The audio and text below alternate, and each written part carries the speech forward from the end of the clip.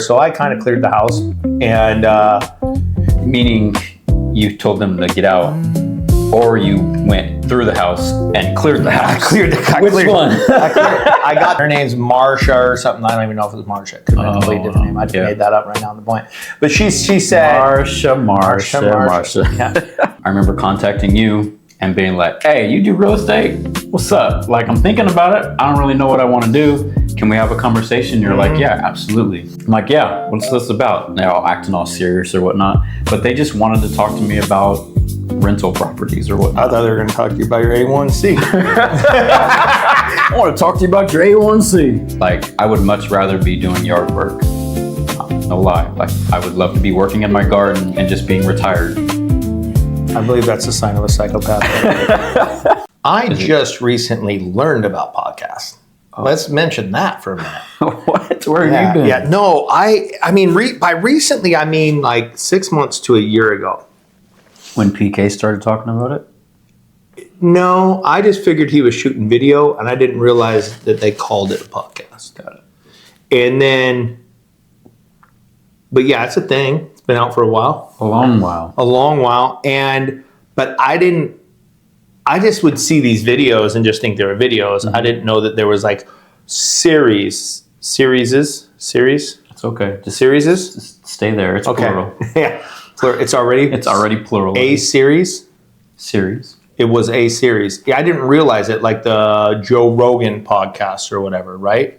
Is a series of podcasts. Yes. That he does like one a week. Yes. I did not know there were seasons either. Seasons. They're like Yellowstone. They call them episodes too. Episode number 497 or something. And I'm like, this is new. And turns out it's not. It's not. It wasn't new. But I thought they were cool. But what I found is you can listen into them or you can watch them, right? Some of them you can only listen to, but you can't watch because they just record audio, right? Or do they all record video? Most of them record video. Not all, but some have like a video tied into like to watch on YouTube, or like Apple Podcasts has a format as well. Yeah, but I need the video. Even though there's nothing really to see, I need the video. Okay. I like to see their facial expressions. So, like, I listen to podcasts while I'm driving. So, like, stuck in traffic or whatnot, especially here. I thought you listened to rap music. Wow. I don't know anything about what did you call this? This rap music? What is this rap music? What is this rap music? No, I thought. Wicked. Is that rap? You listen to country, don't you, mainly? I used to. You used to? Not anymore? No, I listen to contemporary Christian gospel music. Not like traditional gospel, but like, I call it New Age gospel. There is a female singer that does something in the name of Jesus. Like it's real hard. But most of her other music is in that way. I'll find it and we'll put it right here. Okay. But I recently found it by somebody else doing like a voiceover to it. Yeah. And it's magically here on the screen, podcast style. No, yeah, I really liked it.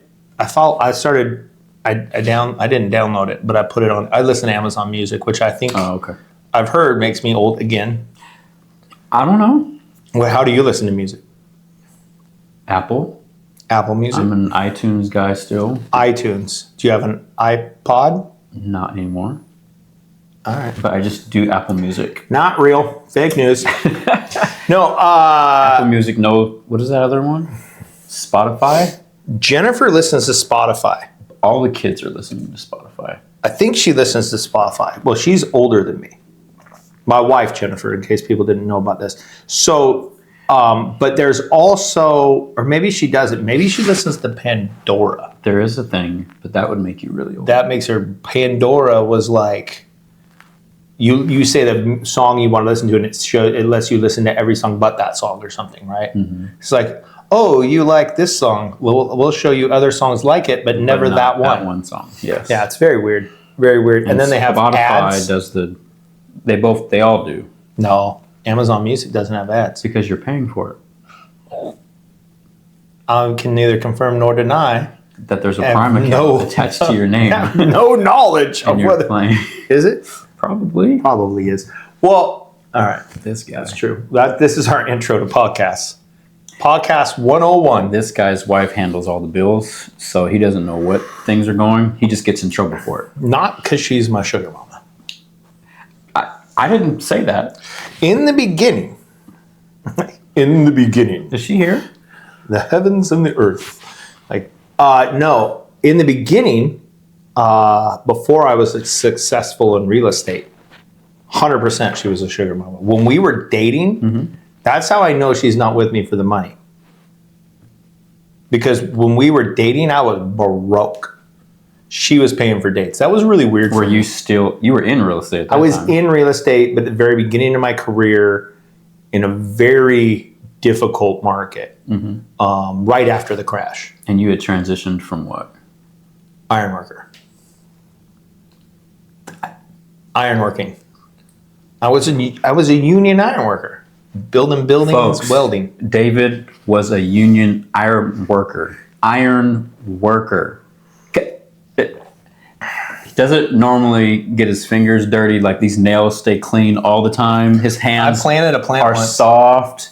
Like, Plant. I can't imagine him getting sweaty doing something other than working out. I was good at it. I was a good ironworker. I was a good welder. Certified. Really? Weibo So card. we're just transitioning here. Why go from ironworking to real estate? Oh, I almost got. Ironworking it's great. I think the people there are great. It wasn't. How do I say this right? There were some groups in the ironworking community that did not align with where I was going. Okay. With my life, right? There's some hard. I mean, I don't think I could get us in trouble for this, but like drinking at lunch. The main crew that I worked with the most of the time, not like that at all. Yeah. But like drugs were prevalent, drinking was prevalent. Yeah. It was like being in a bike club, right? And not to that extreme, but like it was totally normal for people to be drinking at the lunch table. Yeah. It was totally normal for drugs, and it really wasn't. I became saved while I was an iron worker. Thank you, Jesus. Oh, hallelujah! Getting the shakes. It's a different type of shakes. Getting the shakes. It was just not in alignment with where I saw myself and my life going at that point. So there was that part. There was a couple dangerous moments. I got a little hurt. Nothing crazy. I mean, people get a lot more hurt than I did. Okay. But it was definitely, and you're working outside, and it can be miserable. You're either cold or you're hot. It seemed there was never like it's normal. Like you're either way hot or you're way cold. It seemed there was no real middle ground, and it was dangerous. I mean, it's top 5 most dangerous jobs in the world. I think in the world or nation, one of the two. So I had a friend, Brian, who was doing real estate and was an electrician. Met him through a small group and was like, if he can do it, anybody can. No, that wasn't like that. I think people see that in me. People are like, oh, if he can do it, anyone can do it. Because I can kind of make it look easy. And so got into it, took the classes live. Oh, wow. Live. That's how OG I am. Live real estate course. Went on like two or 3 nights a week. I would get done at work. I would go to Federal Way and I would take the class. Yep. Physical in-person class. Physical in-person. In Federal Way at an office building or whatever. Yeah, at a real estate office. Genesis Real Estate. Okay. And went through, took the test, passed, and became an agent for Genesis Real Estate in the beginning. So, yeah. Wow. Yeah, that's where it was at. That's crazy. Then quickly transitioned from there to Keller Williams, where I absolutely, I love Keller Williams. I don't have a bad thing to say about them. Some of them are like, drink the Kool-Aid. And I think no matter where you're at, if you are all about that company, you could say that about someone. But worked with Nicole Larson on a team there. I believe we called it like Team Connect now. Now I think that's the Nicole Larson Group or Larson, not Larson Associates. That's a drafting company, but very beginning of her team, but in a very difficult market. So learned how to grind. Yeah. Got an investor, thought it was the greatest thing in the world. Guy would write like 15 offers a week. So I got really good at writing offers. He never got a single offer accepted. Wow. So learned about who I don't want to work with, but also I learned a lot by writing that many offers that quick. Yeah. Very early in my career. I thought I struck gold. I mean, I think you get that early in your career. You're like, oh, this is going to be amazing. And then not always is it that. But at Keller Williams, I met one of the absolute couple. I've met many great people, but Pam Ranch and her husband, Dennis Ranch, they own a lot of Keller Williams offices now, and they're absolutely fantastic people. Great hearts. Take time to teach you. They take time to figure out what your strengths are, and they really did that with me. I was teaching classes pretty quick. I think within my first year. Real estate teaching. I was teaching a class. I was really good at converting expired listings. So you call people expired listings and you're like, tell them, hey, I can sell your house because they couldn't. And I got really good at it. And I got good at it really quick. And because of being there, and then there came a time that I just had to part ways with them. Nothing against them though. There's absolutely nothing against them. I just had to take a different path in my life. Yeah. Yeah. Can I circle back to, because you said you thought you struck gold. Yeah. In my head, it wasn't necessarily you that was the problem or why offers weren't getting accepted. It was, I'm hearing that someone else had their own agenda and thought more, and they didn't value your opinion at that point in time or your expertise maybe. And they wanted to put in offers the way they wanted to put in offers. Yeah. And that's why the offers weren't. They took a class. I remember how I met this guy. This is a funny story, but I'll get back. I got to circle back to this. But as a young agent, these people call, and this person calls and says, we want to see this house. I said, great, I'll meet you there at 2:00. And they're like, well, we need to be there at 1. Okay, so I show up at 1. And I kid you not, I pull up to this house. And at this time, there were plenty of rundown houses. Mm-hmm. I mean, there were rundown houses, one on every block, it seemed like.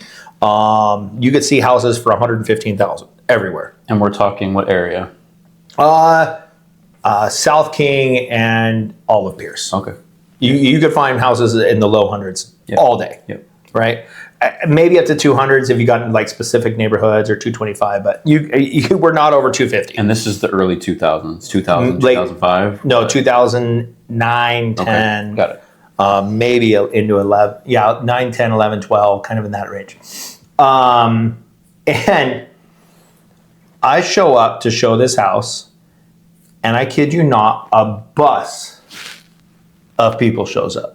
Oh. And I'm like, I don't know what to do. Oh my gosh. I'm like calling back to the office. I think I was calling Nicole and being like, what do I do? She's like, sell the house. I'm like, oh yeah, okay. And like get all their names and numbers. And Nicole did a great job of like guiding me through that because it was a little intense. And I hit it off with a whole busload. I only found one I liked or that liked me. And we that's the one where I found that person that we were but to circle back, they didn't trust my expertise. They knew I was new. I had no expertise, honestly. And in some ways, there were so many listings. If you had a buyer, you just did whatever your buyer wanted, right? And so he would always offer like 60, 70,000 under the list. They were just crazy offers were thrown out there. And in hopes that one would stick. In the hopes that there is a potential that could happen. Given the right situation. Mm-hmm. I toured a lot of bad houses. I mean, we went in some stuff that had been fire damaged. It wasn't that uncommon to go into a house and it not have anything in it anymore. Like they ripped out the flooring, they ripped out, the wiring would get stolen, or the cabinetry and the countertops, and you're like the water heaters would be gone. Wow. You need to check for that. It wasn't that uncommon, right? Back then. Now it's pretty uncommon. I think like maybe 4 or 5 years ago was the last time I went into a house where I was like, oh, this isn't good. And there was somebody in the attic. Like they popped up in the attic when we went in. But yeah, that was pretty common back then. But yeah, I didn't have the expertise to know how to tell them, hey, this isn't going to work. Let's structure it this way. Let's do this. Let's do that. I had people to fall back on. But at that point, it was kind of like, yeah, just keep working with them. And it was a method, right? He had taken this class. He was going to do his method. And yeah, nothing ever worked out. But I learned a ton. Like, I got really good at writing offers. Yeah. Like, what a great thing to get from that. Like, I was writing 10 to 20 offers every week. Wow. Never got one accepted with him. Wow. You know, was selling some other houses in the meantime. But yeah, that's where that started. Can we go back to the person in the attic, please? Go back to the person. Yeah, that was real funny. There. Like, you're stuck there. And I know you, so like, yeah, they didn't get shot. Were you carrying back then? Yeah. Yeah, it wasn't that. Like I said, I think it was like 4 or 5 years ago. Maybe 6, but it was definitely not that long ago. I can't remember the clients that were with me at that house. But yeah, pulled up to the house, and I don't remember seeing something inside, but like I was like, there was something that was just off. And I have this, you know, one of my gifts. I have a gift, and it is like knowing this is not good. And it was like, all right, let's still go in there and not listen to the voices in your head. So we go inside, and inside, and this was a bank. I would think this was a foreclosed bank-owned home. And there was a little pile of some clothes in the corner, and with a bag. It's like not a huge pile, like 4, 5, 6 items of articles of clothing. And then I go around to the corner, and I see an apple on the counter. And there's a bite out of the apple, or a few bites out of the apple. And when you take bites out of apples, in a short period of time, they turn brown. Yes.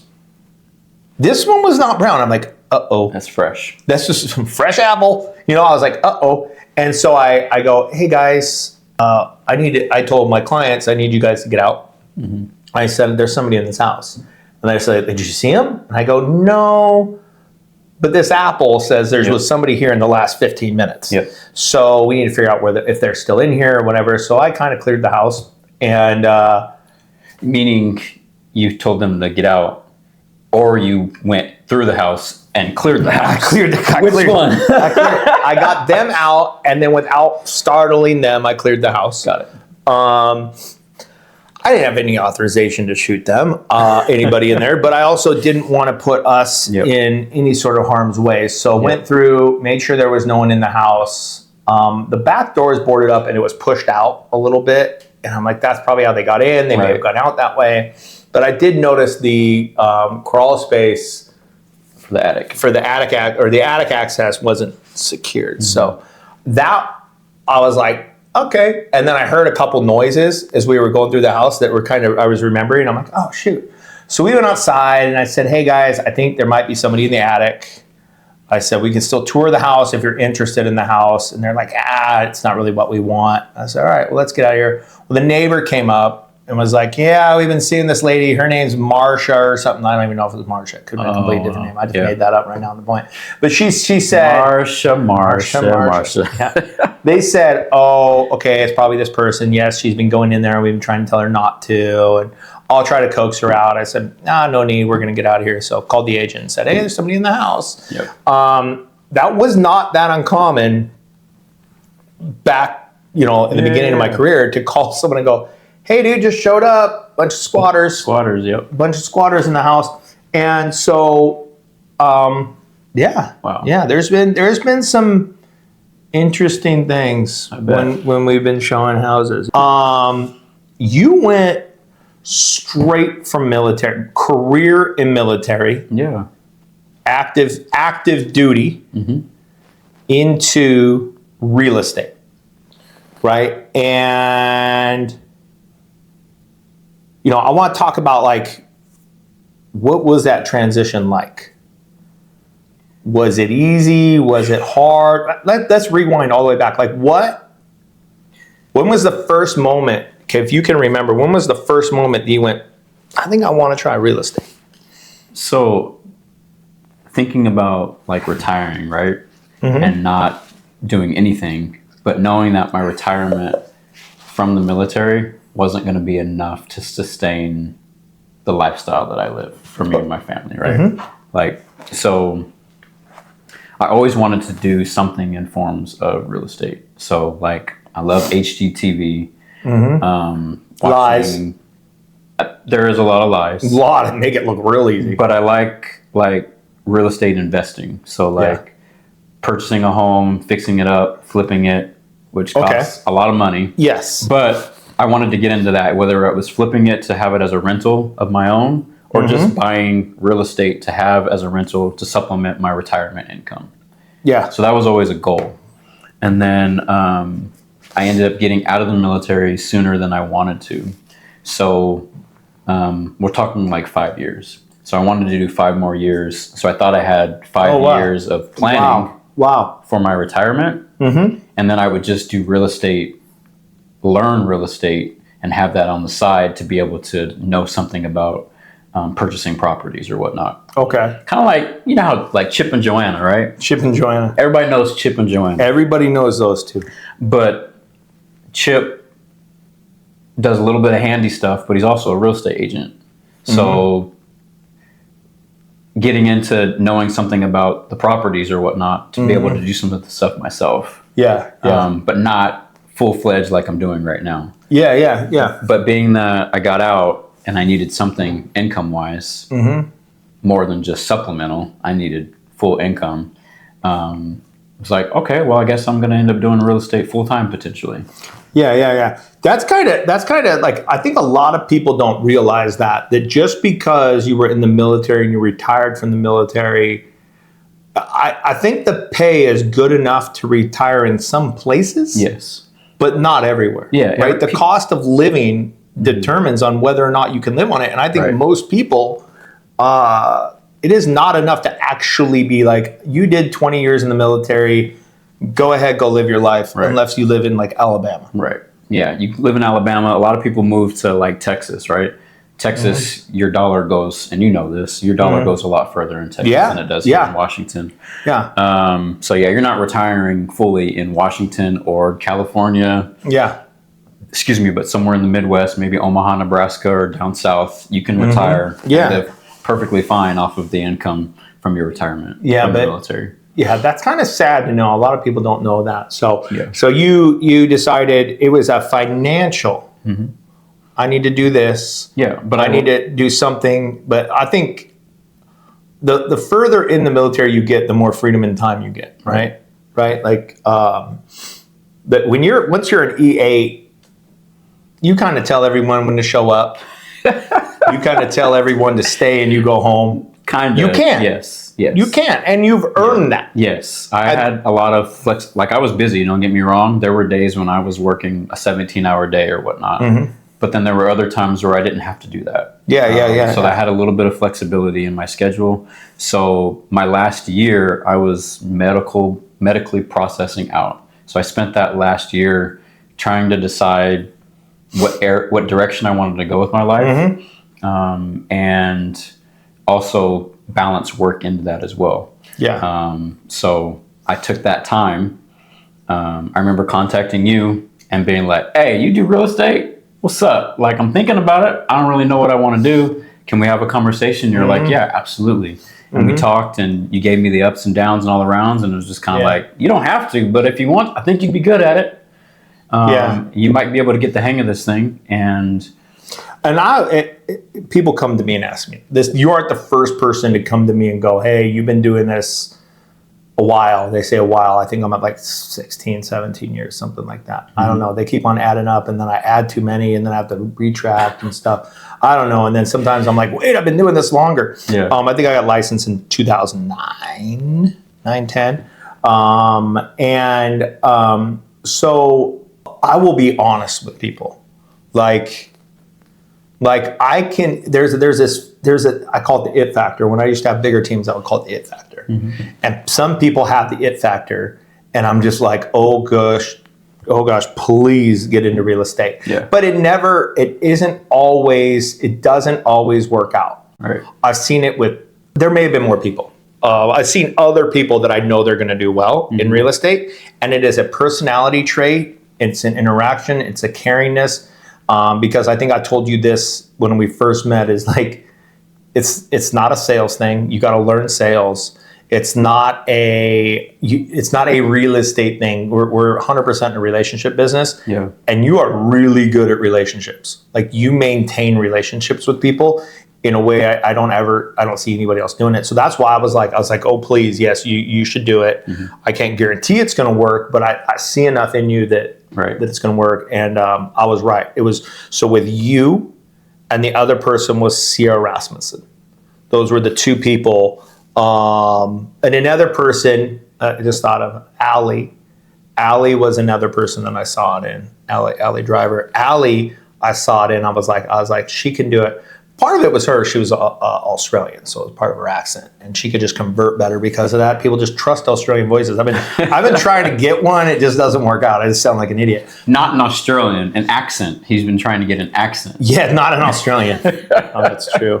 That sounded bad. Yeah. I can go with no. I don't want to talk about it. I learned something about Australians from them, that they were a penal colony, like that's what they all came from. They were all criminals. Oh my God. But it was funny when I learned it. I was like, wait, what?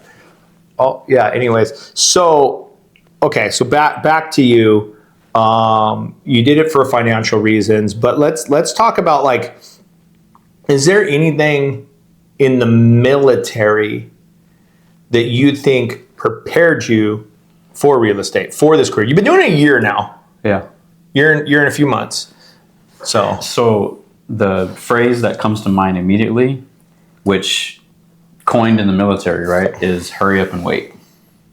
All right. Which correlates with with the real estate world 110%. Can I talk about hurry up and wait for one moment? This is the funniest thing. So I'm a veteran too, so I know what hurry up and wait means. And in the Marine Corps, I feel like the Marine Corps takes everything and we take it to a whole nother level, including hurry up and wait.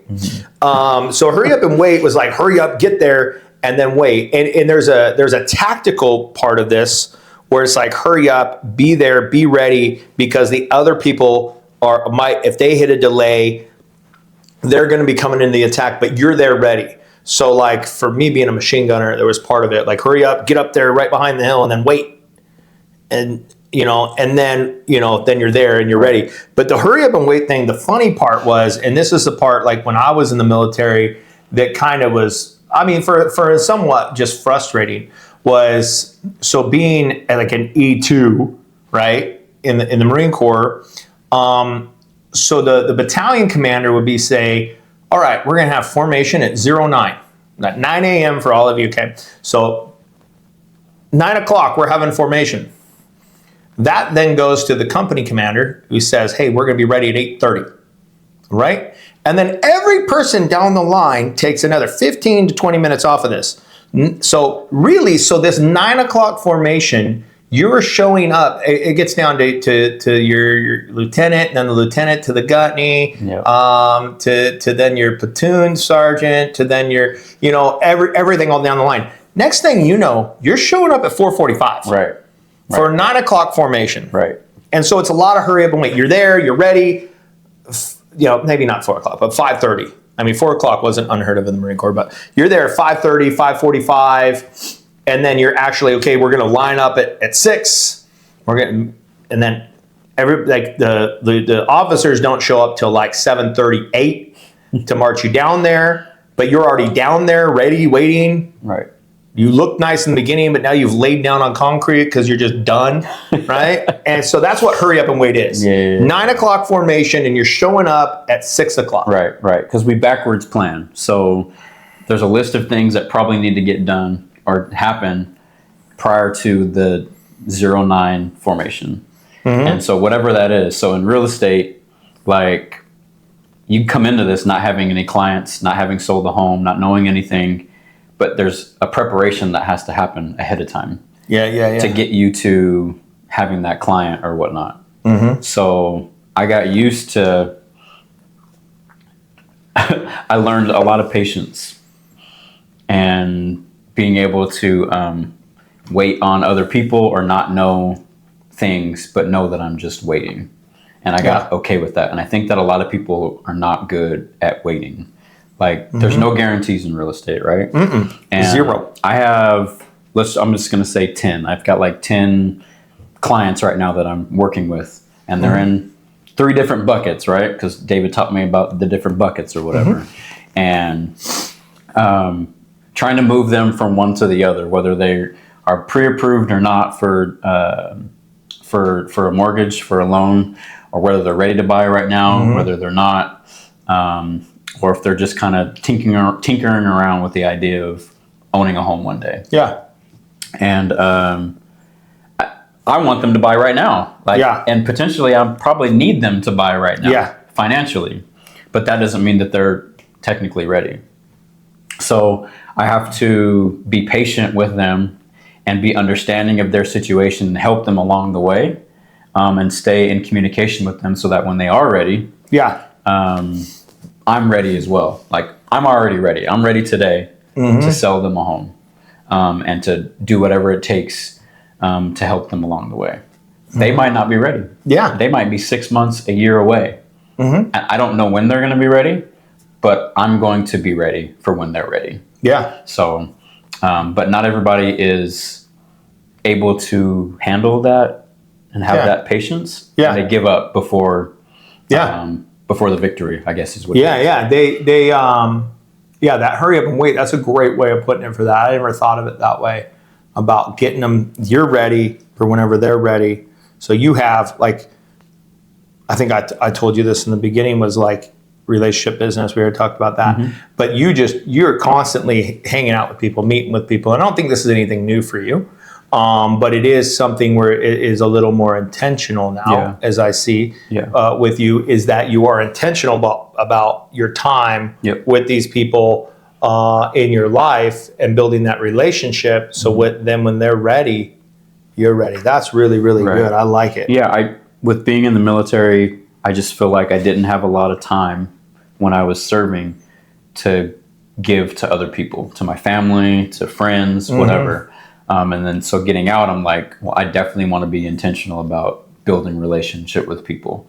And so whether that's going out for coffee, going out for breakfast, whatever, really, with the men in my life or whatnot, or developing new relationships with people and connecting with them. Yeah. So I really want to do that. And if it turns into something with real estate, that's great. If it's just giving somebody education, if it's just being a good friend, I just want to authentically be able to do that. That's really good. And that's like, that's like the discipline. So discipline versus motivation, right? That's a discipline thing, right? All of that, being ready for people. And then there's a motivation, discipline versus motivation, right? Let's say right now, because maybe this might change. I think they talk about in real estate or in business, what's your why? But you can call that your motivation. What is your motivating factor right now in your life that gets you to keep pushing forward? Because you've had a very good first year in real estate. Yeah. Right? I believe I said it, 14 houses. 14, something like that. I don't know. It's been a lot. In his first year, which is without doing leads, it's pretty unheard of. So congrats on that. Hats off to him. That just shows that I was right. No. David didn't say this, but he said it to me in regards to getting into real estate. We were talking about my personality, and being relational or whatnot with people, and being personable, making people feel comfortable around me or whatnot in life. But coupling that with his level of expertise or whatnot in this business, he told me I was guaranteed to be successful. Like, he didn't say that, but coupling those things together, if you just do what I tell you to do, like, you're guaranteed to make this thing work. He did tell me that. And I was just kind of like skeptical, like, I don't really know, but it was worth giving it a shot because I still had a passion for real estate. Maybe not being a salesperson in regards to real estate, but I like architecture, I like home design, I like interior design. I have an eye for, I don't know, perfection or for the little things or whatnot, being in photography or whatnot. Yeah. Like I just have an eye for specific things. So being able to take those different parts of me and who I am, things that I love, and put it into real estate. Yeah. It's been great. So, but you're asking about discipline, right? Well, I'm asking about, there are disciplines that you have to have in real estate. So let's do this. But my motivation. Yeah, let's talk about let's do this. Let's talk about your motivation, your why, what motivates you, what gets you going. But let's talk about a couple of disciplines that you have to have in real estate. Because it's very free. Yeah. Right? In a way. Yeah. Until you start selling a lot of houses, and then it becomes, Yeah. it's very freeing, and then it's very constrictive. Yeah. Let's talk about, give me 2 disciplines that you have right now that you've been utilizing in your real estate career, that are good, that you're still working on, or maybe one that you're like, I need to get better at this. Yeah. So there's a lot that I need to get better at, first of all. Like, Whatever. I suck at a lot of things. But one thing that I do every single day is I'm talking to someone about real estate. And whether that's a current client or someone potentially in the future, like I'm reaching out, I'm connecting, even if it's as simple as a text message. It doesn't have to be a phone call. It could be a text. It could be an email. I'm connecting with somebody about something in regards to real estate. Very good. And I'm meeting with people, like, because if I just sit at home Yeah. and hide behind my computer or lay in bed all day or whatever, like I would much rather be doing yard work. No lie. Like I would love to be working in my garden and just being retired. I believe that's a sign of a psychopath. But okay. No, just kidding. Just kidding. But I'm really intentional about having community and building relationship with people. And sometimes it's just being in a coffee shop and talking with people and being out in the community. You just you learn things. People overhear your conversations. You meet people. I see you here all the time. What's up? What is it that you do? And then they start asking questions or whatnot about real estate. It just comes up, and then they know. But I didn't have to do anything but me just showing up and being around. You're a really nice guy. Like, hey, you know, you come in here and you're talking to people. I meet the baristas or baristos, however you want to say it. Baristas. Baristas. And we develop relationship and we get close. I get allergy shots. I went and got allergy shots today, actually. But last week, the person who gives me shots, they go, hey, when you're done, can you come and talk to me? I'm like, yeah, what's this about? They're all acting all serious or whatnot. But they just wanted to talk to me about rental properties or whatnot. I thought they were going to talk to you about your A1C. I want to talk to you about your A1C. Yeah. I have diabetes, by the way, for y'all that don't know. It's under control. Don't worry. But They want to talk about real estate. yeah, they wanted to talk about real estate. And it was just asking about having a rental property. Their credit's not the best. And nowadays with renting a property, like they want an arm and a leg right now to be able to rent a home. Like first month's rent, last month's rent, a deposit on top of that, bunch of references. That's a lot. It's a whole lot. Like you gotta have 10 grand to rent a $2,500 a month home or whatnot. Or a apartment. It's crazy right now. So you might, and you can just about buy for that, and it's a great time to buy. I mean, we can do a whole nother video on that, but and talk about why now. You said something that you told us one discipline that you have is just getting in front of talking to people. I think that there's a discipline in there that you don't realize. I think you have that in that last story kind of came to light to me. There was a bit of an aha moment that you said that could be called a discipline, and that's being approachable. Oh, okay, yeah. 100%, because you are very approachable, that people can come to you and just say, hey, what is it? They can start a conversation with you because you are relaxed. You don't look mad. You don't come off pompous or anything like that. Your nose isn't up in the air, right? Like arrogance can be a real bad thing. Like, and I think I might have told you this, but there comes points in, like, especially in the real estate career where you're like, you're doing well, and so you got to not let it go to your head. And that's been good, because even though average real estate agent only does 4 transactions a year.